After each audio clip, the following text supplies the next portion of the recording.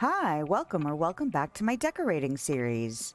This week, we are going to move into Dazzle Beach and continue the market we started in the Peaceful Meadow.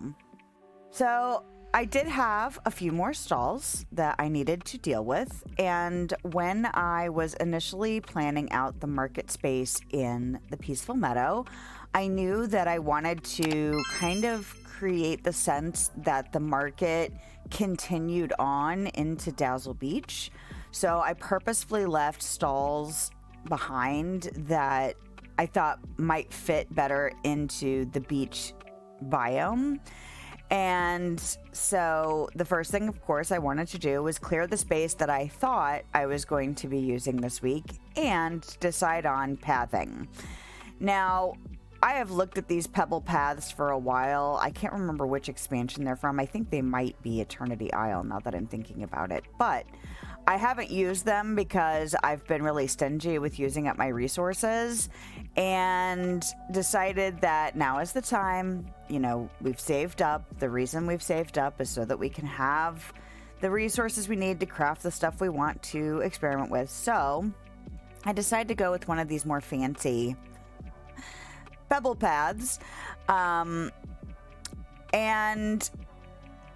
I really like the blue and green one, but honestly I had less resources to make it, so I decided to opt for the yellow and blue instead, just because I knew I had an abundance and I didn't want to run out. I like both of them, but yeah, I really like the blue and green one better, just personally.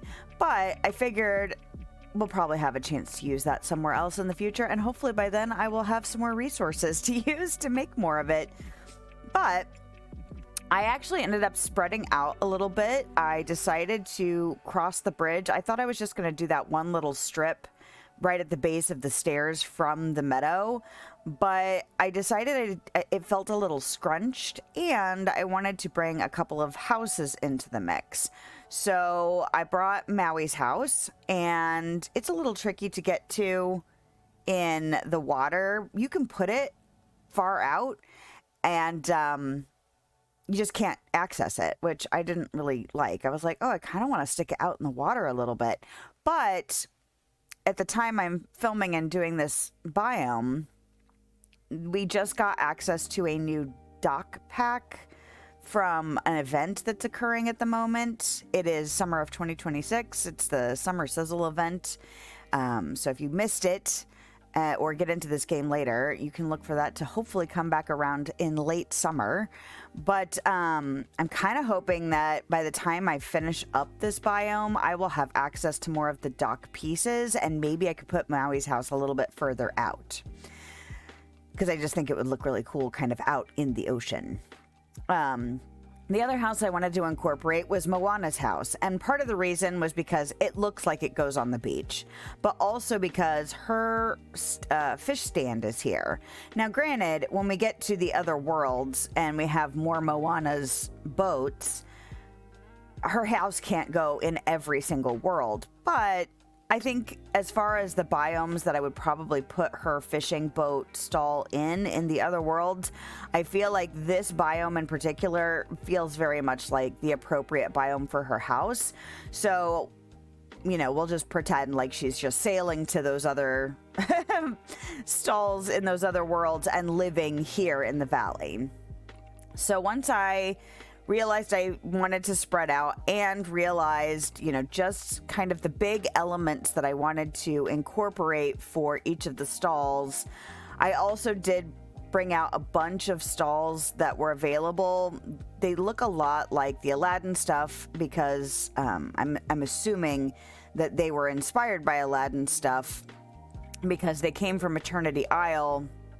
And although I think they're technically in the ancient civilization category in our collection menu, they look very much like something you would find in a Middle Eastern market. So I didn't want to use those in the meadow. I didn't think they look aesthetically as fitting. I felt like the more farm looking kind of things fit better in the meadow. And so because of that, I saved them for this area. But that also means we can have a lot more kind of pretend stalls going on. There's a pottery stall, there's a loom, there's a jewelry one, there's rugs, there's just all this stuff. And then there's also Aladdin's gem stall, which is an actual stall, and Mulan's tea cart, which is also a stall. And so I didn't want to neglect those stalls, because I had so many other stalls to choose from and they took so much space up. I wanted to make sure that although I wanted to use as many of them as I possibly could, that I was still making sure that the actual stalls got, at least a chunk of space. So Aladdin's stall was pretty easy to give a chunk of space. He needs chests. It's, looks like this really big stall. But Mulan's stall kind of was different than everything else, partially because the aesthetic is different. It's an Asian look instead of the Middle Eastern look. But I didn't want to make it, too big, I guess. So what I did with Mulan's area was I gave her a little tea table, and I also incorporated the dragon statue. I believe we make that for a Mushu quest or a Mulan quest, one of those quest chains where it's kind of a unique item. And I think that it helped make that feel like it wasn't just stuck in there, like, oh, here's just another stall that's very different than all of the other stalls. I felt like it gave it a little bit more significance on the beach. I also really like the fact that when you come down the stairs, there's a nice big statue to see. It just feels like fitting to have some kind of showpiece right there in the center. And I think way back when I started playing this game, I had originally put like Prince Eric's statue down there. It was one of the first statues, or maybe it was Maui's statue. There's a statue you get really early, and I remember sticking a statue at the bottom of the stairs thinking, oh, this feels very fitting. Now, I wasn't decorating at that point in time, but it reminded me of that decision way back then, that a statue might feel, not fitting isn't the word I'm thinking of. I'm thinking like show-stopping. That's also not the right word. My brain will not give me the word. But it just feels very, dramatic. Maybe that's the word. To come down the stairs and see this nice, impressive, big statue with fire and flowers and all of this. So right now I'm just trying to pull out everything I possibly can, like I like to do, that might fit into the various stalls. I really wanted to incorporate these treasure chests because the jewelry stand, although it says it's jewelry, it has more like golden vessels and stuff as opposed to actual jewelry on it. So filling that out was kind of like, I wanted to incorporate jewelry, but we don't have a lot of jewelry just to lay out either. So I was like, well, we have all these golden urns and things that could be related to treasure, and I really wanted to use those treasure chests, but the footprint did not want to go with the other stall. So I scrapped that idea, but I did kind of still lean into all of the golden and silver looking vessels. I did use this gear table because it's golden, and then this tinkerer's bench. I think it might have been a premium shop or a star path. I really can't remember now. It was related to a fairy something. I think it was a star path, but I kind of went the tinkerer's route. I decided to incorporate a time bending table, something where it looks like somebody might be working with metals and jewels, just because, even though the stall says it's jewelry, the look of it says metal to me. And a lot of times metal and gems will go together in crafting. So I figured that this whole kind of section just before the bridge could be Aladdin's not only gems, but, treasures, I guess. Maybe one day we'll get a small treasure chest and we can stick it in there. But of course I need to scroll. I keep getting nervous that I'm forgetting stuff because I'm so unfamiliar with the outdoor stuff. So I wanted to make sure to scroll through and see if there were any little things. And I did keep finding some little things here and there that felt like they could fit. I used, I think Tramps, there's like a trophy golden bone thing. I decided to throw that in there. And mostly it's one of those things, kind of like if you were in any of my interior builds, one of my favorite things to do is scroll through all the lists and find all the things that could fit and then thin it down, because usually I pull out way too much, and then of course it feels either too full, unless that's what I'm going for, or it feels like, okay, this doesn't quite fit, and then you can kind of see the stuff that will fit versus the stuff that won't fit. And yeah, it just helps to have the objects down on the ground and moving them around. So, of course, I decided to add some actual gems. And not sure how that's going to work out. I know that I like to have my critters on for gathering stuff. And I have heard people talking about how sometimes the critters will pick things up that you use for decoration, if that's part of their thing, to pick those things up. Mostly I've heard it in relation to flowers. So we'll see if I run into trouble using those objects to decorate with. But for now, at least they look appropriate in their stall. And I also liked the idea that these booths had places for craftspeople to be working. So in the pottery booth, I added the potter's wheel. In the loom, I went ahead and threw a stool in there, just to make it look like on market days, you know, maybe the craftspeople that run the booths also can be making a carpet or be making a pot or whatever. So once I got as much as I thought I might be getting out of the menus, like the decor objects that fit with those stalls, I decided to flip over to the side where the fishing is. And I thought Goofy's stall using the Moana's fishing stall skin was very appropriate to pair with Moana's fishing boat kind of near the dock. I also got to incorporate Goofy's, we get it from Olaf's Emporium, but it made it look like it was a fishing sign, like you can fish here off this dock kind of thing. And so now I'm just kind of messing with the pathing, messing with how I think it might be able to work.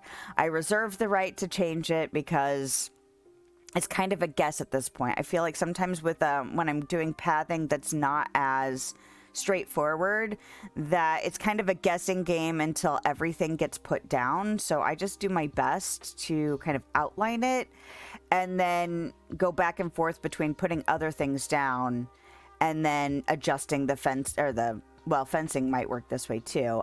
Adjusting the pathing to accommodate the changes I make with the objects that go around the pathing.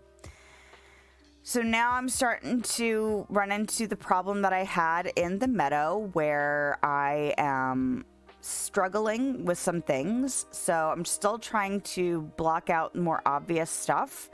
And right now that's, how do I get a path from Moana's hut to her fishing boat?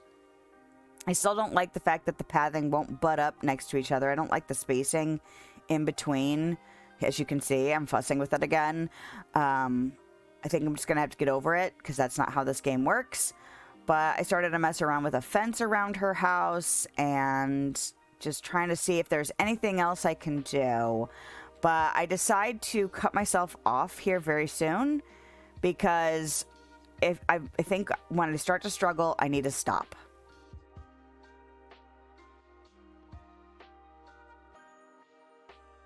All right, well, let's go over there and check it out. So I think now that I'm on my third biome, I'm starting to learn a little bit more about how I actually function when it comes to decorating in this game. Outside, not inside. Inside, I got into a pretty solid rhythm, and it was a relatively, like, rooms were relatively easy to manage. Like, they had a very straightforward purpose. They were relatively small, and I, got so used to doing, I would group ideas together, and then it was like the floor was a unit, but it was broken into very kind of easy steps. And now that I am outside, there's so much more room, and I wouldn't say there's more things getting put into a single space in a biome, because they are still kind of like, this is a market. You know, I might have incorporated a couple of houses, but it's not a market and a bunch of other stuff. But I think I start to just overthink and get overwhelmed.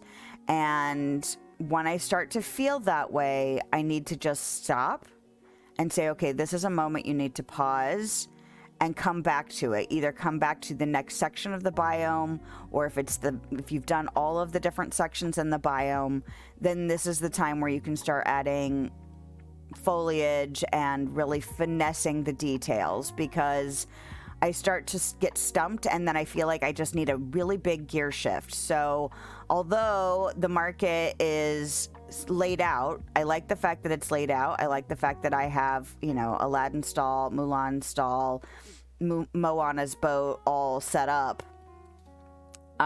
It's still very empty to me at the moment, and I think that's okay. I think I will move on to a different section, a whole different area for next week's decorating. I think that's really going to help just shift gears. And I might divide this biome into kind of 3 unique areas. So it might take me at least 4 videos to get through. But I think just breaking it up, taking a step back, shifting to something completely different will really help me not lose steam as I continue through this series. That's it for today's decorating adventure. If you liked this video, a thumbs up is a great way to let me know, and a subscription will keep you up to date on my latest shenanigans. If you want to hang out with me live, I stream on YouTube and Twitch on Thursday evenings and middays on Sunday. I hope you have a lovely day, night, time, wherever you are, whenever you are, and I'll see you next time.